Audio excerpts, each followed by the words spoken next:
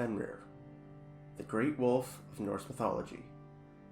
Fenrir was the third child between Loki, the god of mischief, and the giantess, Angrboda.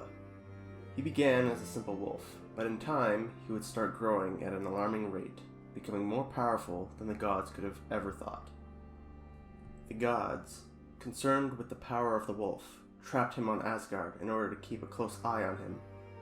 Tyr, the god of war and upholder of law and honor, was the only one who dared approach the wolf to feed him. The bond between Tyr and Fenrir began to grow. However, Fenrir himself was growing far too powerful for the other gods' liking. They knew he could only remain on Asgard for an unlimited amount of time. With this revelation, the gods built chains in order to contain Fenrir and his seemingly limitless power. They tricked Fenrir by saying it was just a test of his strength. Despite trying everything they could, Fenrir easily broke any and every chain the gods could create, and Fenrir was beginning to become suspicious of these tests. With time running out, the gods sent a messenger to Svartalfheim, the realm of the dwarves. The dwarves were the best craftsmen in all the realms, so surely they must have the answer the gods were seeking. The dwarves created their list of materials: the sound of a cat's footsteps, the beard of a woman, the roots of mountains, the breath of a fish, and the spittle of a bird. With these materials, the dwarves created a thin, light rope known as Gleipnir. With Gleipnir in hand, the gods returned to Fenrir for one final test of his strength. Seeing the small rope, Fenrir knew something was wrong. He refused to be bound with the rope unless one of the gods would put their hand in the great wolf's jaw. None of the gods would dare do it, until Tyr stepped forward and volunteered. With Tyr's hand in his jaw, Fenrir attempted to break free from the rope, but no matter how hard he tried, he could not do it.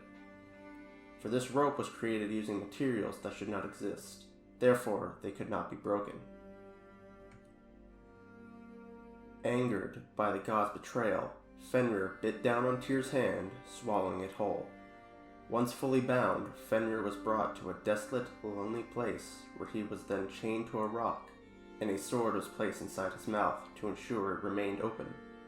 Left alone, Fenrir would sit in anger until Ragnarok, where he would become free and deliver his revenge by swallowing the king of the gods, Odin himself.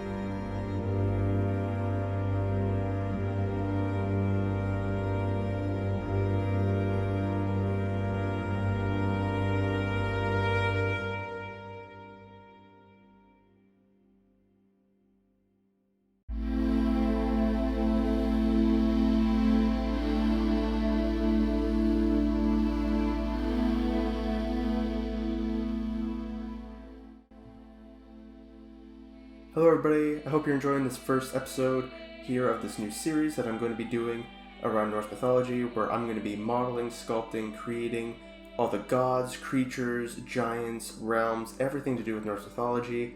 And in each of those episodes I'm going to be doing a little story segment at the beginning like I just did.